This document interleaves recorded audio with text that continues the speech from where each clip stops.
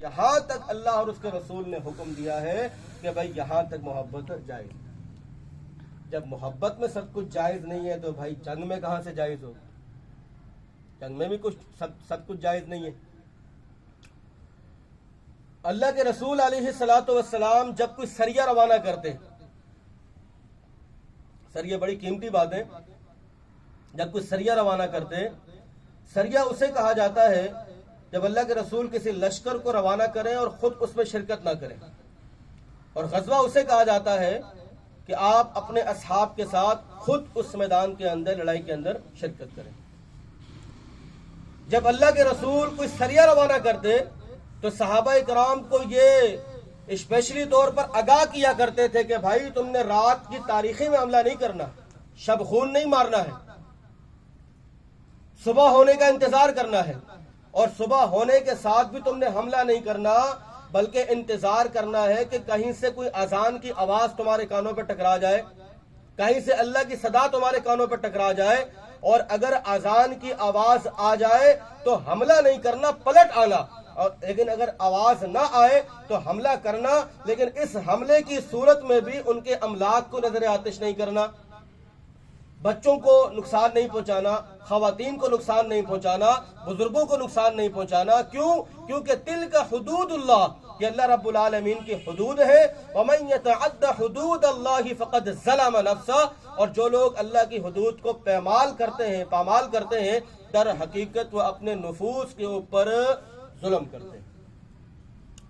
تو یہ جملہ کہنا کہ عشق اور جنگ میں سب کچھ جائز ہے، یہ کفریہ جملہ ہے. قرآن مجید کی متعدد آیات اس جملے کے خلاف آتی. تیسرا جملہ، تھوڑا سا پانی ڈالنا. چوتھا جملہ، سو چوہے کھا کر بلی حج کو چلی. یہ بھی سنا ہوگا، سو چوہے کھا کر بلی حج کو چلی. کیا کہنا چاہتے ہیں بھائی؟ ہم کہنا یہ چاہتے ہیں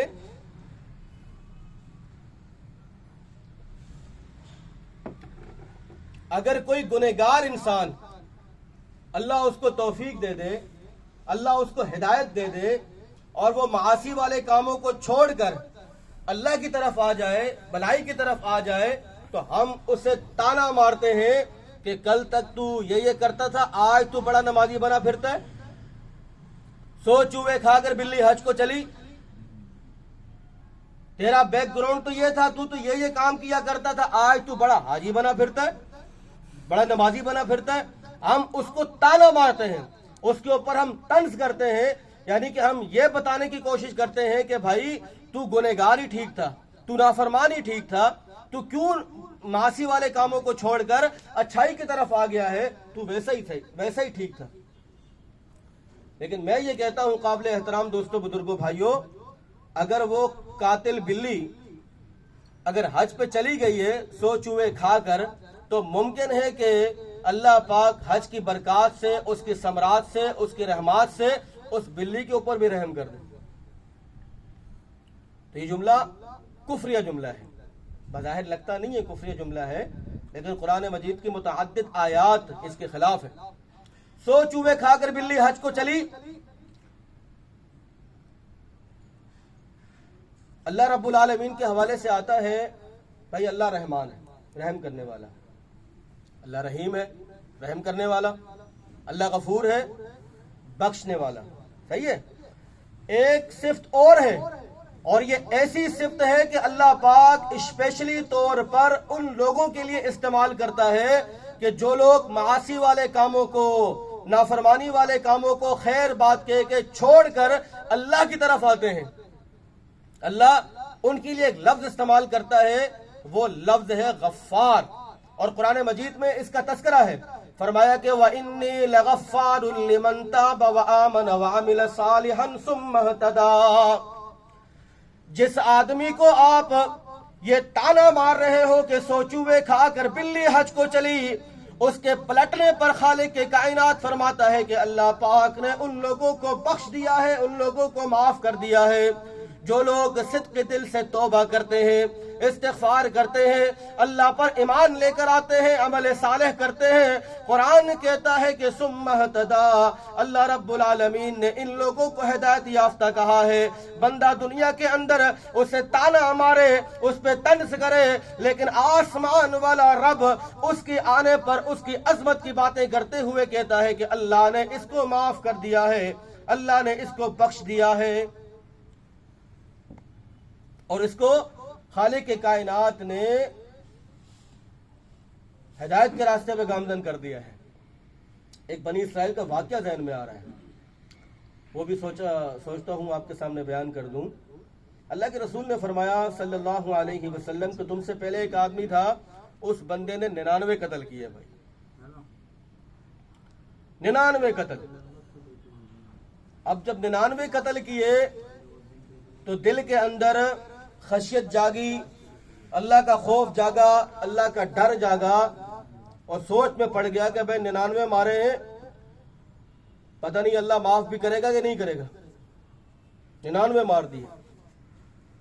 اور کسی مولوی صاحب سے ملاقات ہوئی، کہا بھائی مسئلہ یہ ہے کہ 99 مارے تو میرے لیے کوئی راستہ ہے نکلنے کا، کوئی جنت میں پہنچنے کا؟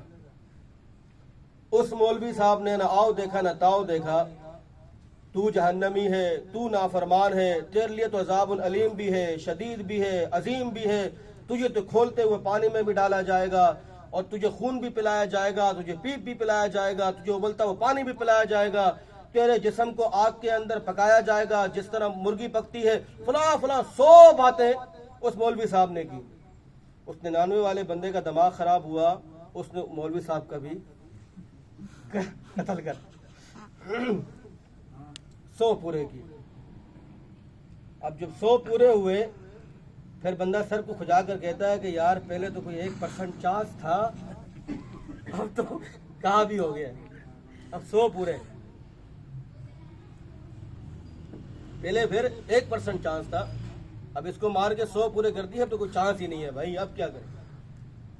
سر اللہ کی رحمت کو دیکھیے گا، یہ ویسے سنا دیا آپ کو، اللہ کی رحمت کا جائزہ لگائیے گا کہ اللہ کتنا خوش ہوتا ہے یار۔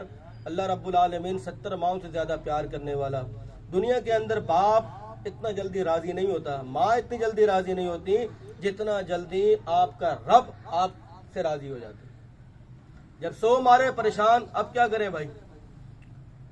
تو کسی نے کہا کہ تم فلاں بستی کے اندر چلے جاؤ، وہاں پر اللہ کے برگزیدہ لوگ رہتے ہیں، ان کے ساتھ مل کر نمازیں وغیرہ پڑھنا، استطاعت کے مطابق عبادات کرنا، اللہ معاف کرنے والا ہے، اللہ پاک چاہیں گے تو معاف کر دیں گے۔ سر یہ راستے سے نکلا، چند قدم چلا کہ حضرت اسرائیل سے ملاقات ہوگی، روح قبض ہوگی بندے کی، یعنی کہ وہ بستی تک پہنچا ہی نہیں ہے، ابھی گھر سے نکلا تھا۔ جب بندے کی روح قبض ہوئی تو جہنم والے فرشتے بھی اور جنت والے فرشتے بھی دونوں ایک دم حاضر ہو گئے۔ جنتی کہتے ہیں کہ بھائی یہ جنتی آدمی ہے، ہم لے کر جائیں گے۔ جہنمی کہتے ہیں کیا ہو گیا بھائی، 100 بندوں کا قاتل ہے، کیسے لے جا سکتے ہو؟ تو ان دونوں جماعتوں کا آپس میں مماری چل رہی ہے، ایک کہتا ہم لے کے جائیں گے، جہنمی کہتے ہیں ہم لے کر جائیں گے۔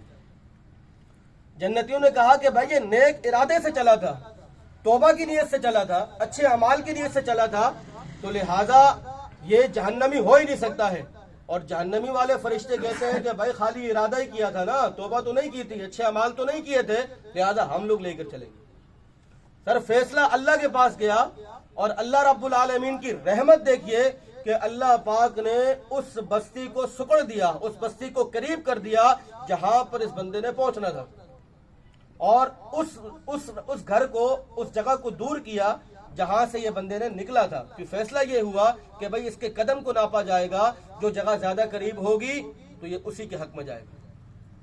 تو اللہ رب العالمین نے اس جگہ کو قریب کیا تاکہ یہ میرا محبوب بندہ جس نے توبہ کا ارادہ کیا ہے جنت میں پہنچ جائے۔ اب آئیں قرآن سنتے ہیں، قرآن کیا کہتا ہے اس حوالے سے۔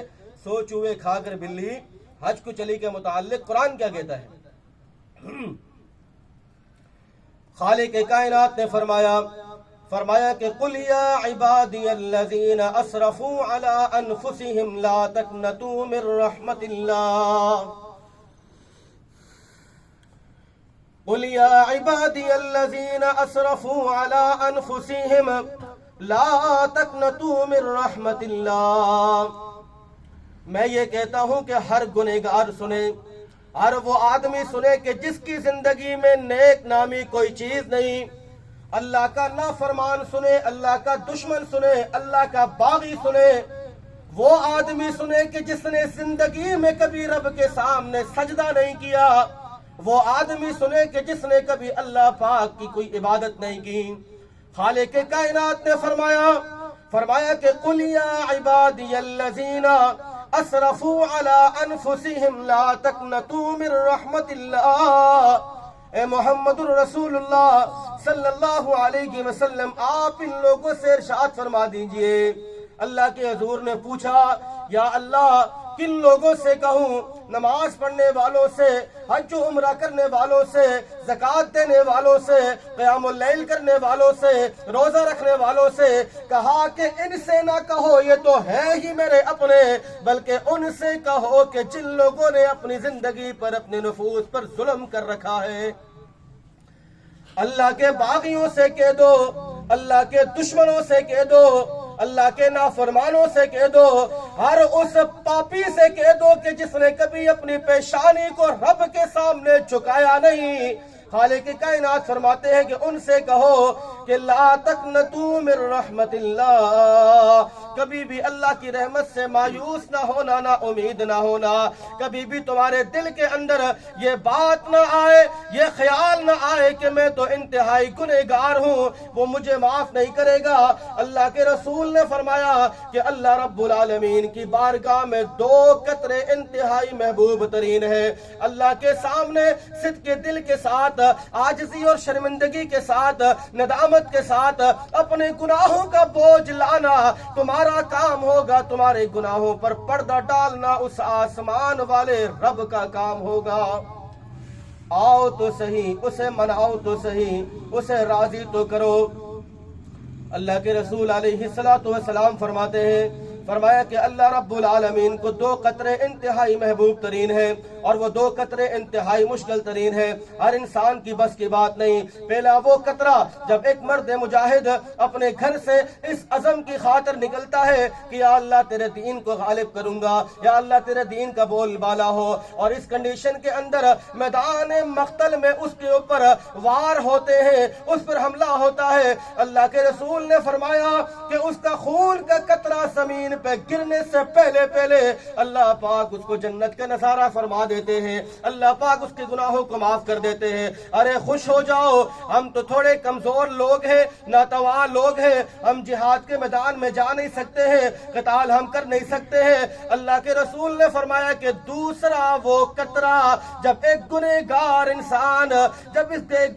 انسان اپنے گناہوں سے تھک جاتا ہے، مایوس ہو جاتا ہے، اس کنڈیشن کے اندر رب کے سامنے کھڑا ہوتا ہے، گڑ گڑاتا ہے، روتا ہے، اور کہتا ہے کہ یا اللہ اب تو ہاتھ اور پاؤں بے جان ہو چکے ہیں، ان ہاتھ اور پاؤں میں گناہ کرنے کی سکت نہیں، طاقت نہیں، ہمت نہیں ہے، اب تو بے بس ہو چکے ہیں، بے کس ہو چکے ہیں. یا اللہ اپنے گناہوں کو لے کر تیرے دربار میں حاضر ہوا ہوں. اس کنڈیشن میں اپنے آنکھوں سے آنسو بہاتا ہے. اللہ کے رسول نے فرمایا کہ وہ آنسو اس کے چہرے پہ جہاں جاتا ہے، اللہ پاک اس جگہ پر جہنم کی آگ کو حرام کر دیتے ہیں. چوہے کھا کر بلی حج کو چلی، لیکن اللہ رب العالمین اس انسان کی عظمت کی بات کرتا ہے، اس کی عزت کی بات کرتا ہے. اللہ خوش ہوتا ہے جو بندہ معاصی والے کاموں کو چھوڑ کر اللہ رب العالمین کی طرف آتا ہے.